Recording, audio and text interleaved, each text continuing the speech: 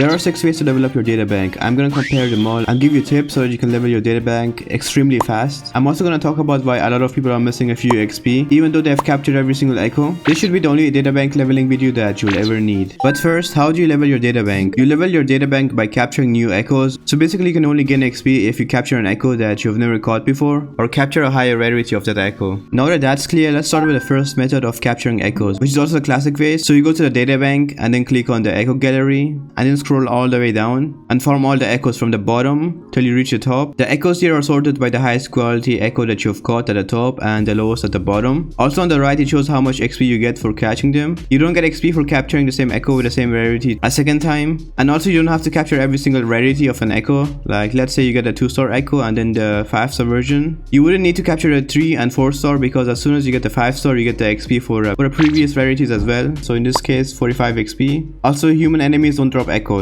A tip on how to speed this up even more is to lower your world level when farming echoes, since the rarity depends on your databank level and not your world level. You can also do this if you're fighting the Dreamless boss, but keep in mind if you want to claim the boss drops, it's not that smart to do this, since the boss drops are determined by your world level and you can only change it once every 12 hours. So don't do this unless you only want to farm echoes that day. But a tip that you can always use is to use food items to boost your attack and move on to the next enemy even faster. This is the one that I use and recommend since it's pretty cheap. Now let's get to the second method, which was discovered recently, and it is the pity system. So for all of the bosses and overworld bosses it's 2. So every second boss you get a guaranteed echo drop. The most efficient way to abuse this is to use the first drop on a boss that you don't really need, so that you can get the pity and then fight the boss whose echo you need. Just something to mention, you can also always just farm the first boss, but it's a low drop chance and you gotta wait 1 to 2 minutes either way for a boss to respawn, so you might as well just get your drop chances higher while the boss is respawning instead of just AFKing. Now for a 3 cost echoes and below, it's a 4 pity system, so every 4th kill is a guaranteed echo drop. Using this method is the most efficient here because there is also a limited amount of enemies and they don't respawn every 2 minutes. 3 cost echoes usually have a second bar under their HP bar. This is especially good if you're farming the electro set with the electro damage bonus, because this set has the least amount of enemies that drop it.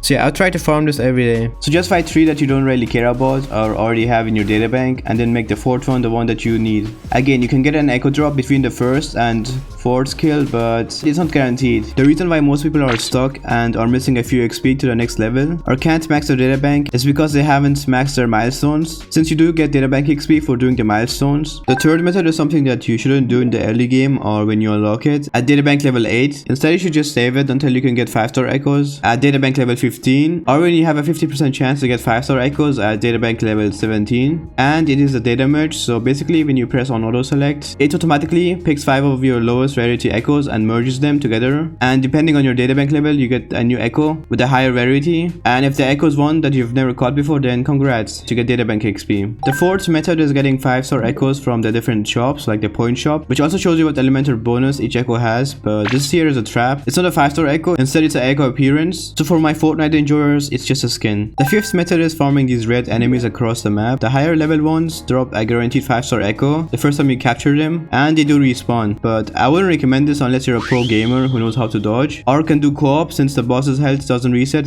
if your friend is near it. You also have a weekly enchant drop rate on reset every Monday on the Calamity and Overlord bosses, so don't waste it on bosses that you don't need. Instead use it on 15 bosses that you don't need every Monday. This could be the same boss or different bosses. Now the drop chance does depend on your databank level, so there's another reason to max it. Also you can only get 5-star echoes at databank level 15, but you need to be union level 30 for that, and for a databank level 19 you need to be union level 40. This last method is the fastest, the most efficient, and what I would recommend if you don't want to bother with the pity system, and that is to just do co-op with your friends, since there are more drops and you can clear each other's world, plus you do more damage together. But of course you need friends to do that, and I don't have any. But if you don't have any friends either, then you're in luck, cause you can just join my Discord server and click on the echo farming channel, and you can usually find people who want to farm echoes too. And besides, if you guys have any questions about the game or anything else, then I can usually answer them, or some other people can help you too. Now that you know the fastest way to level up your databank and capture echoes, I can show you how to always get the guaranteed best stats on echoes, which I made a video on. And since Wuthering Waves is a new game, you can also make a lot of mistakes which can ruin your account, so you can also watch that video. Also, if this video was helpful, then please make sure to like the video and subscribe and share it with your friends.